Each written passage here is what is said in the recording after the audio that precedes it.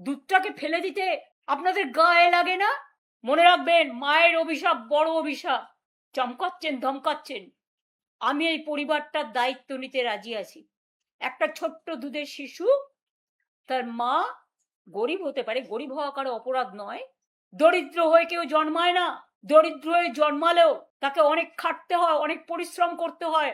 দরিদ্রতার থেকে মানবিকতা অনেক বড়। দরিদ্র মানুষকে ঘৃণা করবেন না।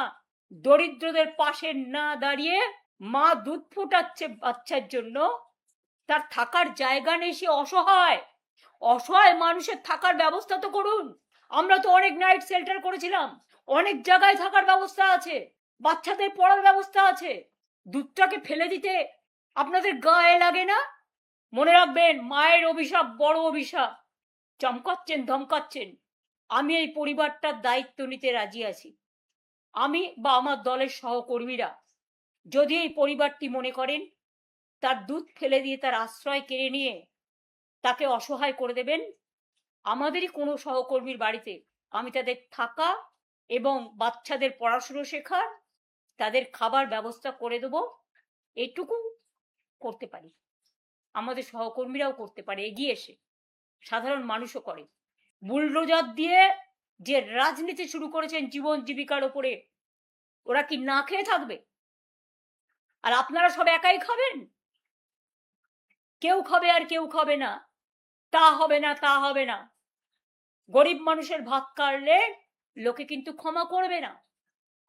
অটোওয়ালা বলুন, টোটোওয়ালা বলুন, রিক্সাওয়ালা বলুন, ঠেলাওয়ালা বলুন, ট্যাক্সিওয়ালা বলুন, ক্যাব বলুন, মিষ্টির দোকান বলুন, রেস্টুরেন্ট বলুন, হোটেল বলুন, লক্ষ লক্ষ মানুষের জীবিকা অর্জন করে।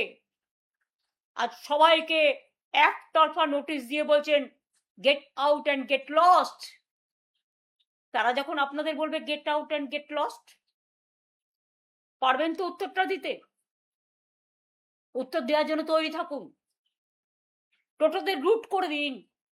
আমরা তো ওদের লাইসেন্স দিচ্ছিলাম, আমরা তো অলরেডি প্ল্যানিং করে ফেলেছিলাম, আমরা দিতেও শুরু করেছিলাম, টাইমও দিয়ে দিয়েছিলাম যে বছরে এত দেবেন, 500 টাকা আপনার রুট পারমিট।